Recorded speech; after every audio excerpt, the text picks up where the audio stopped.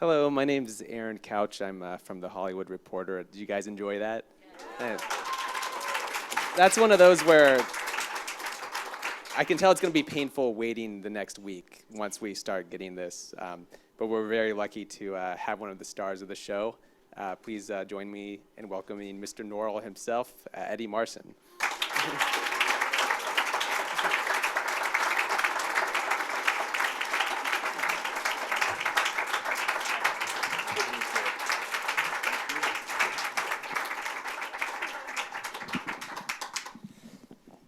Had you seen that before? Yes, I have. Yes, it's been. We've just finished the third episode in London, so Yeah. UK. So it's now. Yeah. The fourth is this Friday, this Sunday. But you decided it was so good you had to see it again with the audience, right? Well, I mean, it's funny me being here because I'm really the representative of like 200 people who made this. You know, it's a fantastic cast. The whole cast is amazing. The special effects guys. Peter Haynes, the writer, Susanna Clarke, who took 10 years to write the original book. So I do enjoy it because, not for narcissistic reasons, because I enjoy it as an audience member, because I just marvel at the technical achievements of everybody involved, really. How did you end up taking on the role? I was here shooting the first season of Ray Donovan, and they sent it to me, and they sent me the first 4 episodes, and I'd never read the book, and they said, would you be interested in doing it? And I read it, and I thought, this finishes really weird. I didn't realize there were another 3. And then they sent me the book, and they said, read the book, and then we'll have a discussion, and we'll explore the idea of you doing it. And I was in the middle of Ray Donovan, suffering from Parkinson's and trying to get a Boston accent. And I looked, and the book was about this thick, and I said to them, no, you pay me and I'll read the book. And they did. They said, okay, we agree, you do it. And then I started reading it, and I was blown away, and it took me three months to read it. Yeah, it's such a dense book with footnotes. And it's like reading a history book. It is, yeah. It's very Dickensian in a sense, but it was great material for an actor. It's all your research is there, really. I guess that since you'd already gotten the scripts, you know, that you probably had one of the questions answered, which many book readers had, which is how the heck can they do this, you know, with the footnotes and everything. So that was kind of, you know, did that kind of assuage your fears in what seeing the script? It did, well, because the book is so dense and the footnotes are so informative. Sometimes when you read a novel, you think the idea of making it into a film is frightening. And Jonathan Strange and Mr. Norrell was never frightening, the idea of making it into a film, because it was inspiring. You were so excited. Peter Haynes said to me that he couldn't wait to start doing it because all the information was there that would enable him to do it. But also television's changed as well. I shot Little Dorrit 5 years ago, and they were trying to make the Dickensian story into half-hour excerpts because they thought that was the attention span of the general public. And now they make 7 one-hour episodes because they think that television has the confidence and the influence now that it's never had before. We are in the golden age of television, you know, and that's why they can do it. They tried to make this into a 2-hour film, and they gave up. So, you know, how long were you working on this? It's so ambitious. I mean, they asked me to do it in the June, and I started preparing. And then we finished Ray Donovan in July, and we started shooting Jonathan Strange and Mr. Norrell at the beginning of September. And I finished the end of January and then flew straight back out to be Terry Donovan again. So how did you, because Terry is very different, very different. So how do you get to become this, this guy? How do you find Mr. Norrell? Well, it was in the book, and it's in the script, and you just serve the book and serve the script.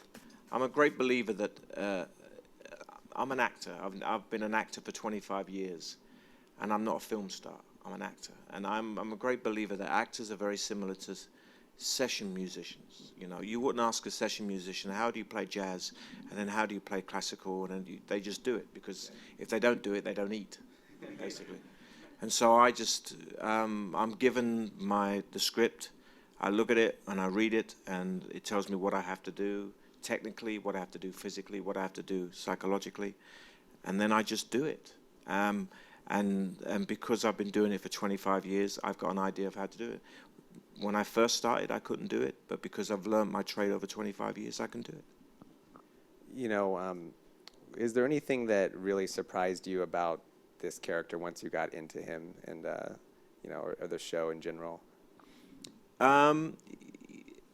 Norrell is such an internal character. He's a man who's scared, and everything he does is from the point of fear. There's a great line in the film and in the book where it says there are two magicians. One will be fear and one will be arrogance, and Norrell is fear. Everything that Norrell tries to do comes from the point of fear, comes from the purpose of self-preservation. And that's why he can't access magic, and why Strange can, because Strange is in touch with the subconscious, the creative aspect of ourselves that is creative in spite of ourselves, and Norrell isn't. Norrell's too anally retentive to do anything creative. And the arc of the story, Susanna Clarke said to me that magic signifies the subconscious. The story is set at the end of the Romantic period, at the beginning of the Industrial Age, where man thought that they had all the answers. And it wasn't until 100 years later the idea of a subconscious was explored by Freud. So man thought that they gave up religion, they gave up mysticism, and they thought that everything was logical. And that's what Norrell is. Norrell is trying to be creative, trying to gain power through purely logical thinking. And Strange is the opposite. Strange is spontaneous and taps into the subconscious, and he's arrogant and he's privileged, and he thinks he went to Yale or Harvard and think, yeah, I can run the world. They told me I could in my third lesson or something, you know. And that's what he is, and he explores it all. And in a sense, what magic is the subconscious, and the story is the journey of these two men coming together in order to access it. So they're like both sides of the brain, really. You know, I would like to be more like Strange, but Norrell I relate to sometimes. Some of his maybe not so admirable qualities, jealousy and things like that. I mean, who did you find yourself relating more to him or Strange or? Oh no, I am definitely Norrell. Yeah. Definitely, especially around Bertie. Because Bertie, you know, he's got the flowing locks and he's got the sexy magic. Every time I do magic, they throw a bucket of water over me. Because all Norrell ever does is magic with water. No, I did identify with Norrell, especially in the sense of being a fish out of water in London, in cosmopolitan London, and he's a northern gentleman who's been isolated and lived on his own. And my own journey is, as many actors will testify, you start off insecure, and you start off afraid, and then you suddenly become a working actor, and you go through rejection, and then you go all over the world and you work, and you always slightly feel a fish out of water. So I identify with Norrell much more than Strange.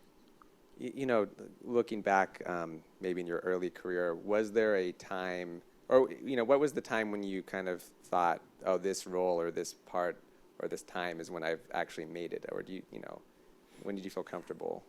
I didn't. I think I had a year when the same year I did 21 grams for Alejandro, and I did Vera Drake for Mike Leigh, and they came out both sides of the Atlantic at the same time. I think that's when it enabled me to get work on both sides of the Atlantic, which has been my trick, really. I let the people in America think that I live in England, and I let the people in England think I live in America. And so when I turn up, they go, "Oh, we got you, quick, offer him a job because he's going to go." So that was the time when I think business-wise it got established. But acting is a craft, and I always had a belief that you could learn, that acting was something that you could learn. So I always studied very hard, and I never doubted that I could do it, because I never thought there was any great mystery to it. I'm a great believer in that now. There's no great mystery to acting. It's the same as anything else. You just work hard. You don't act, you think, and you work out what they think, and you think it. It's really simple. When I'm, kind of looking at your credits, the one thing that really stands out, just kind of an oh my God, I imagine it must have been an oh my God thing, is when you got cast in Gangs of New York. I mean, how did that kind of come about, and what was that working with Scorsese like? It was great. It was very nerve-wracking, and I was very nervous. But on my first day, somebody came up to me and said, you're going to have lunch with Jim Broadbent because you're playing his sidekick. And I basically just took refuge in Jim Broadbent's generosity and his wisdom and his intelligence for 9 months. And I just learned from him. I learned so much about how to be an actor, how to be on a film set, how to treat people. And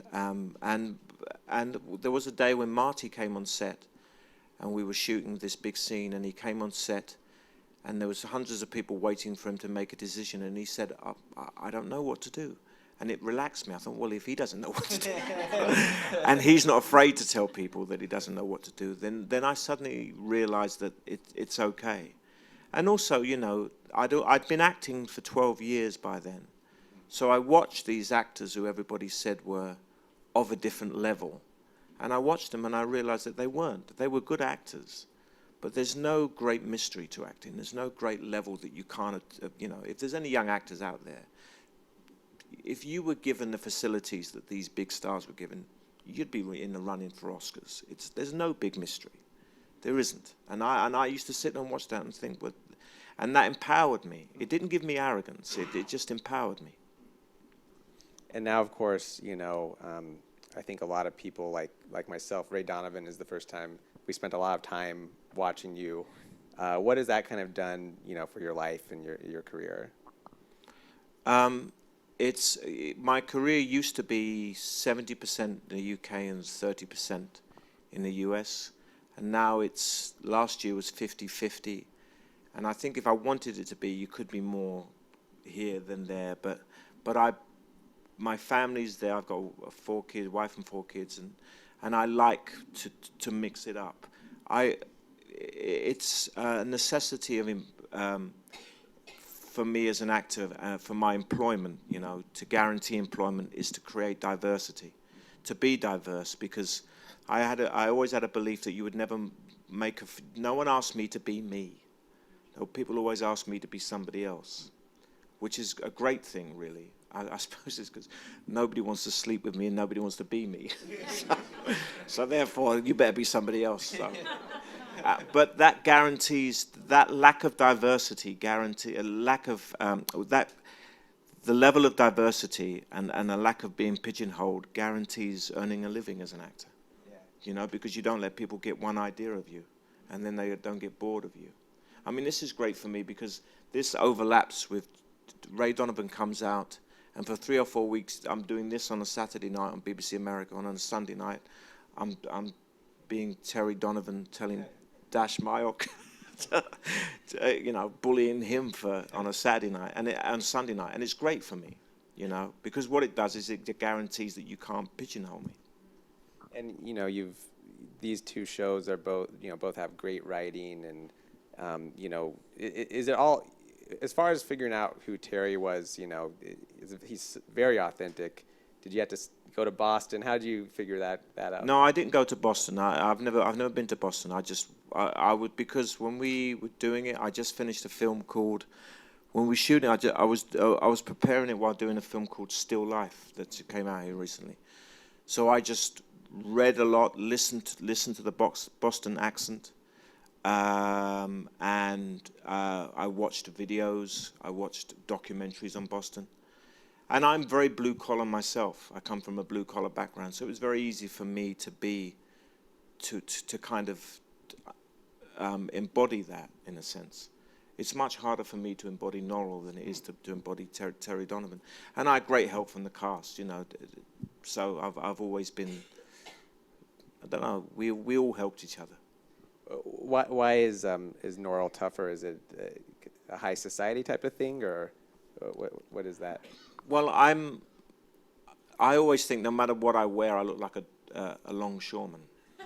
I'm a kind of, And I'm more physically like Terry than I am like Norrell, you know.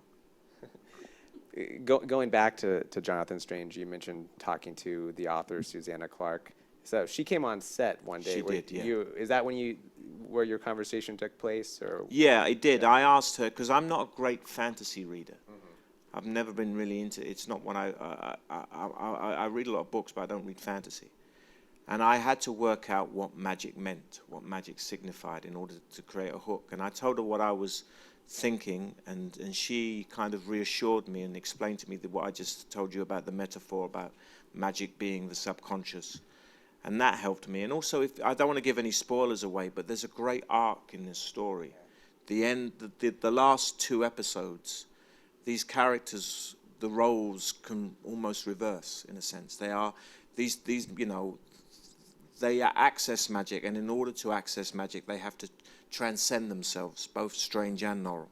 And that's what's great about this story, is that they do. And as an actor, what that does is it gives you a beginning point. In order to get that payoff, you go, right, well, I've got to play that there in order to hit that payoff there. So it's very technical. The choices I made are always technical. From what she saw, I mean, did she seem pretty pleased on set, the stuff coming together? Or? She was blown away. She found it really weird that her characters were outside her head and walking around. So she thought it was really weird. The first thing she saw was Norrell walk into Parliament and being applauded. She was like, oh. He was there, you know. It was amazing. At least in these early episodes, a real standout is when Norrell brings the young woman back to life, and the scenes with I guess we don't really know what he is. Maybe he's a fairy or something. Yeah. What is working with? It's Mark Warren. What is working with him like? I mean, you guys are just great together. Well, we've known each other for I think 15, 16 years. We did our first film together. We did a film together, and I remember turning up for the first day being really nervous and really prepared. And he turned up, he picked up some girl in the nightclub the night before, and he got her a part in the film so she could spend all day with him, so they could go out to dinner. But the thing about Mark is he's incredible because he meditates all day long. He meditates between takes. He observes his breathing, and he's very, very focused. And he was just brilliant because he has to be scary, and we thought the idea that Norrell should be as afraid of the man with the gentleman with the thistledown hair, which is his full title, as you would be if you were in a room with a crocodile or a shark, because he could kill you at any moment. But Mark has that about him. Mark has that otherworldly ability, you know. He's a great actor. And it's great to see. One of the joys about this is to see all these actors that I've known for a long while, you know, like Sam West, like Vincent, who aren't draw light in the cells, fantastic. But yeah, I've known them for years, and we all used to go for auditions, get rejected, go and have a coffee and have a bitch, and then go to the next audition. And now we're all working, and we've all got, you know, kids, and we're all doing well, and we've all persevered. And I look at them, and it really warms my heart because they're so good at what they do. You must. It must be very pleasing that you get to work with these guys because it's a lot of struggle for a long time, right? Yeah, it is, and you do come. You come to fruition. I think a lot of actors come into their fruition, especially character actors, in their late 30s and 40s, and that's what we did. Yeah. So you just got to stick it out. You just got to stick it out, really. You've just got to stick with it. Yeah. Well, I want to get to some of the audience questions. We've got one. First of all, I'm a great fan of your work and in all of your very diverse roles. Is there a specific region you follow or regimen you follow in preparing for your work? Yes, there is. I studied with a man called Sam Kogan, who was a Russian Jew, and he studied with students of the Moscow Arts Theatre, and he had this 10 steps to creating a character that he taught me, and he said to me that an actor should be like a mechanic. When your car breaks down, if it's raining, snowing, the sunny weather, whatever it is, a mechanic can fix your car, and an actor should be the same. Whenever you turn up, regardless of whether the director's screaming his head off or doesn't say a word, or the leading lady's neurotic, or the leading man's a drug addict, whatever it is, you turn up and you do your job. And he taught me 10 steps, but basically the great thing he taught me was the 4 types of imagination. I mean, I can tell you what okay. There's 4 types of imagination in acting. 2 are good and 2 are bad. The 2 types of good imagination are free imagination and active imagination. And what active imagination is? An imagination where you're not observing yourself. You're not thinking, I'm looking like this, I'm looking like that, the audience think this of me, the audience think that. You're active. You're rather than passive, you're active. The negative, the bad imaginations are passive and forced. And the best way to describe forced imagination is if I didn't, I won't do it now, but if there's a great exercise where you ask people to pull up their arms on a chair and strain as much as they can physically, and then see if you can taste the tangerine. And you can't taste the tangerine with physical tightness. You can't taste the tangerine. But if you relax and breathe and calm down, and then imagine tasting the tangerine, it comes alive. So forced imagination and passive imagination is bad acting. And active imagination and relaxed imagination or free imagination is good. It's good acting. And I've learned a lot from American actors. I've learned most about free imagination. When I did work with Benicio del Toro and we did 21 grams, I learned how free he was. Philip Seymour Hoffman was a very, very free actor, very relaxed actor. You could almost hear him breathing. He took his time. So that's the kind of thing. Those are the qualities of acting that I stick by. What would you suggest for actors who feel like they've got a period look? You know, they look right for maybe a period role. Do you have, a suggestion for how they can use that and maybe get cast in something like this? You know what I think gets you a period role and gets you a period look is seeing period pictures and listening to period music. When I played Norrell, I would play this Baroque music, this song called Solitude, which is just a song about solitude, but in that period. So I would listen to the music of the period. And in my trailer, I would put up pictures of the period. Because we live in the early 21st century, and you don't realize how influenced we are by that, and it informs everything about us. Everybody's got a period face. Your face, everybody's got a period face, because we all genetically existed the same 200 years ago. What creates that as an actor is if you kind of dive into that world as much as you can by listening to the music, by looking at the paintings, by researching, looking at photographs. For me, I don't have an academic training. I left school with no qualifications. I was an apprentice printer, and then I became an apprentice actor, and I'm still an apprentice actor 25 years later. But one of the blessings in not having an academic training is acting isn't academic, acting is visceral. And so you do something visceral. Look at photographs, look at paintings, listen to music, and your face will change. And people will think, wow, that man's got a period face. You're not. You're just thinking the thoughts of that period. I think you've kind of covered this, but, working on Ray Donovan versus this show, is one more fun for you than the other?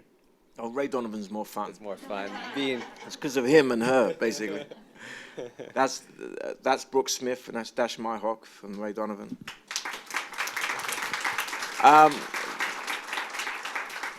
Ray Donovan is more of a family because we've been doing it for 4 years now.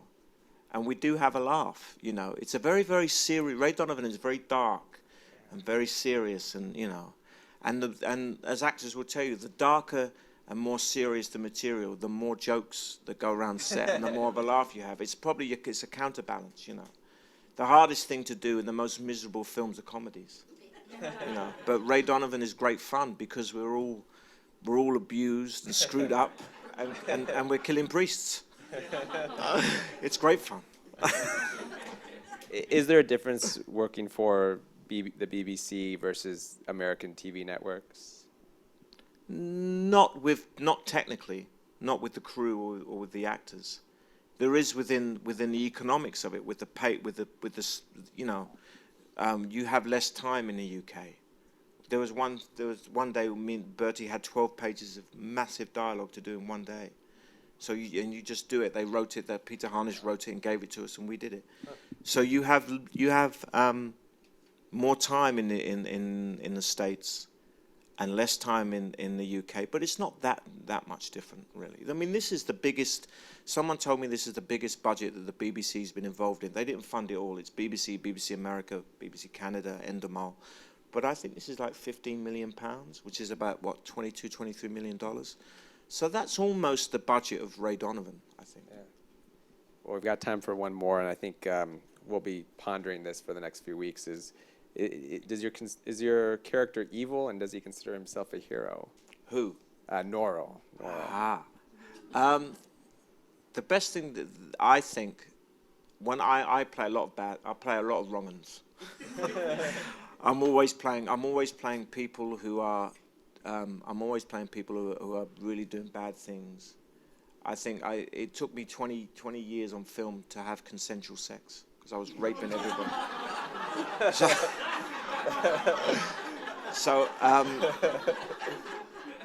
But the trick is that there are no good or bad people. There are just unhappy people in search of happiness. And Norrell actually isn't that bad. Norrell, the great thing about TV now, because you can tell stories over 12 hours or over 7 hours or over multiple seasons, is the protagonist no longer has to be sympathetic. If you made this film in 2 hours, Norrell would have to be sympathetic. If you tell the story over 7 hours, Norrell can be empathetic. You can empathize with Norrell. You can look at him and think, oh, that's nasty what you've done. I would do the same, but that's terrible what you've done. And that's the difference. And it's more gratifying for the audience because it's more of a roller coaster ride. Well, thanks so much. This will be coming on June 13th, BBC America at 10. Yeah. So we'll be watching. Thank you very much. Thank you.